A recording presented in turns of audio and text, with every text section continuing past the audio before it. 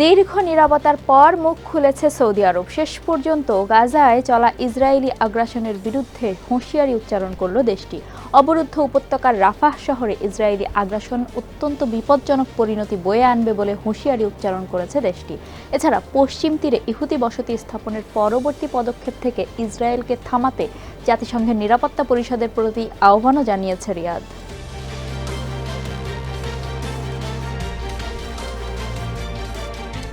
৭ অক্টোবরের ঘটনার পর ফিলিস্তিনিদের দখলকৃত পশ্চিম তীরে ইহুদি বসতি স্থাপন বাড়িয়েছে ইসরায়েল। এই ঘটনার নিন্দা জানিয়ে সৌদি আরব হুঁশিয়ারি দিয়ে বলেছে, এখনই এসব কাজ বন্ধ না করলে ইসরায়েলকে ভয়াবহ পরিণতি ভোগ করতে হতে পারে।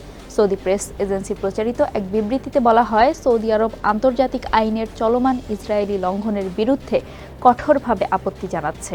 রাফায় অভিযান চালানোর ভয়ঙ্কর পরিণতির বিষয়ে ইসরায়েলকে সতর্ক করছে সৌদি আরব এবং একই সঙ্গে তাদের জোরপূর্বক নির্বাসনের কঠোর নিন্দা জানাচ্ছে। আন্তর্জাতিক আইন এবং আন্তর্জাতিক মানবাধিকারের অব্যাহত লঙ্ঘনের মাধ্যমে ইসরায়েল একটি মানবিক বিপর্যয় ঘটাতে পারে। এ বিষয়ে জাতিসংঘের নিরাপত্তা পরিষদের জরুরি ভিত্তিতে পদক্ষেপ গ্রহণ করা উচিত।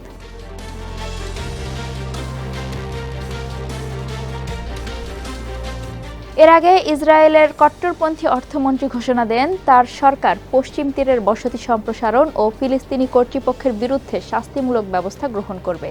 ইসরায়েলের প্রধানমন্ত্রী বেনিয়ামিন নেতানিয়াহু জানান, তার সেনাবাহিনী রাফায় হামাসের বিরুদ্ধে পরিকল্পিত স্থল অভিযান চালাবে। এর আগে সেখান থেকে ফিলিস্তিনিদের সরিয়ে নিতে দখলদার সেনাদের নির্দেশ দেওয়া হয়েছে। ইসরায়েলের বিরুদ্ধে আন্তর্জাতিক মঞ্চে ফিলিস্তিনিদের কার্যক্রমের প্রতিক্রিয়া হিসেবে এসব ব্যবস্থা নেওয়া হবে। এই ঘোষণার নিন্দা জানিয়ে একজন সিনিয়র ফিলিস্তিনি কর্মকর্তা বলেন, এ ধরনের মন্তব্য ফিলিস্তিনিদের উপর গণহত্যা চালানোর স্পষ্ট ইঙ্গিত বহন করে।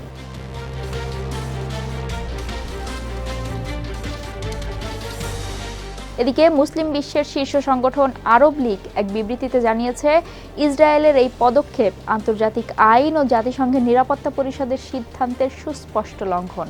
আরব লীগের বিবৃতিতে আরও বলা হয়, ইসরায়েলের এ ধরনের পদক্ষেপ কেবল এই অঞ্চলেই নয়, বরং সমগ্র বিশ্বের নিরাপত্তা ও স্থিতিশীলতার জন্য হুমকিস্বরূপ। এ ধরনের কার্যকলাপ ফিলিস্তিনি সমস্যার স্থায়ী ও সুষ্ঠু সমাধান এবং এই অঞ্চলে স্থায়ী শান্তি প্রতিষ্ঠার প্রচেষ্টাকে ক্ষুণ্ণ করছে।